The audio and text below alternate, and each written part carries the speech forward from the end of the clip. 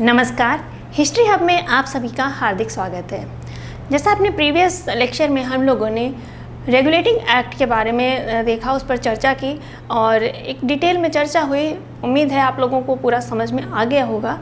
तो आज हम लोग एक नए संदर्भ पे बढ़ेंगे और वो जो नया संदर्भ है वो जो रेगुलेटिंग एक्ट है उसमें जो कमियां रह गई थी उन्हीं कमियों पर आधारित है और संदर्भ है 1781 का संशोधित अधिनियम। अब आप देख रहे हैं कि इसमें लिखा ही हुआ है संशोधित। तो संशोधित यानी कि जो 1773 के रेगुलेटिंग एक्ट में कमियां रह गई थी उन्हीं कमियों का सुधार इस एक्ट के माध्यम से प्रस्तुत किया गया है। तो हमने आपसे चर्चा की थी कि जो सुप्रीम कोर्ट थी, जो सर्वोच्च न्यायालय थे, उसका अधिकार क्षेत्र उसमें बहुत स्पष्ट नहीं था।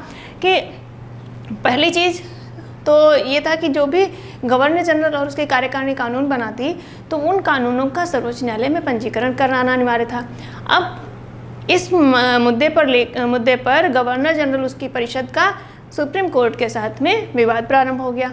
दूसरा क्या था कि जो ईस्ट इंडिया कंपनी के कर्मचारी थे उन कर्मचारियों को उनको भी सर्वोच्च न्यायालय के दायरे में लाया गया।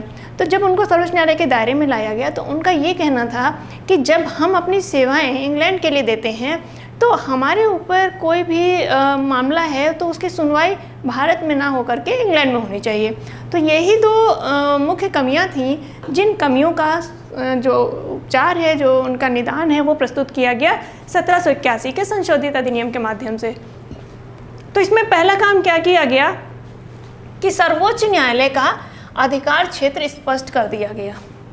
क्या अधिकार क्षेत्र दिया गया कि गवर्नर जनरल द्वारा बनाए गए कानूनों का पंजीकरण आवश्यक नहीं, क्योंकि सबसे बड़ी चीज़ क्या थी कि कानून गवर्नर जनरल बना रहा है लेकिन उसका पंजीकरण कराने के लिए उसको सर्वोच्च न्यायालय के पास जा रहा है। सर्वोच्च न्यायालय की मर्जी उसने कर दिया और उसकी इच्छा नहीं है, नहीं मूड में है तो नहीं किया।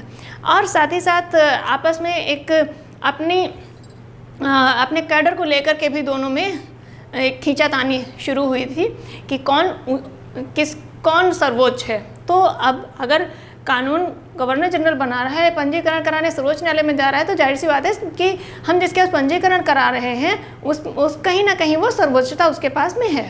तो इस अधिनियम के द्वारा जो पहला काम किया गया कि अब जो कानून बनाएगा गवर्नर जनरल और उसकी परिषद मिलकर जो कानून बनाएंगी, अब उनका पंजीकरण सर्वोच्च न्यायालय में कराना अनिवार्य नहीं। दूसरा क्या किया गया कि आप देखते हैं जो कंपनी के कर्मचारी हैं उनको भी सर्वोच्च न्यायालय के दायरे में लाया गया था, इस वजह से उन्होंने विरोध किया था।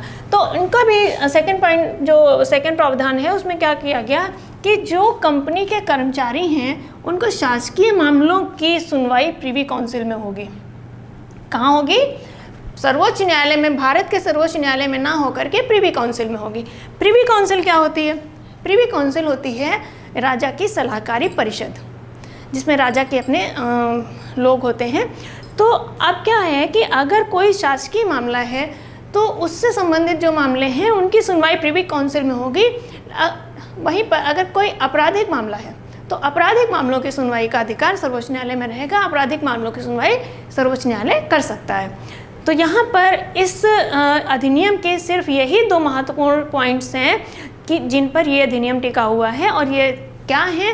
बेसिकली आप समझ ही रहे हैं कि जो रेगुलेटिंग एक्ट में कमियां रह गई थी उन्हीं कमियों का इस एक्ट के द्वारा संशोधन किया गया। तो आपसे एक प्रश्न पूछता है कि गवर्नर जनरल और उसकी परिषद द्वारा बनाए गए कानूनों का पंजीकरण किस अधिनियम के माध्यम से सर्वोच्च न्यायालय में पंजीकृत कराना अनिवार्य नहीं है, ऐसा प्रावधान किया गया। तो वो किसके द्वारा किया गया? आपका 1781 के संशोधित अधिनियम के द्वारा। और किस एक्ट के द्वारा ये प्रावधान किया गया कि ईस्ट इंडिया कंपनी के कर्मचारी अपने कर्मचारियों की उनके शासकीय मामलों की जो सुनवाई है प्रिवी काउंसिल करेगी। तो ये भी 1781 के अधिनियम के द्वारा ही स्पष्ट किया गया। तो यहाँ पर इस अधिनियम में सिर्फ यही दो महत्वपूर्ण बातें हैं।